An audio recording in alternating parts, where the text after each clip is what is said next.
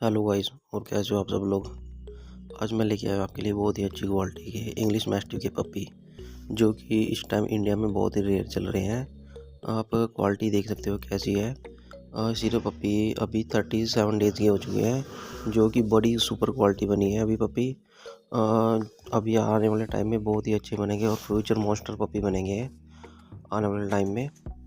तो आप जल्दी जल्दी कॉन्टैक्ट करें और परचेज़ करने के लिए कॉल करें।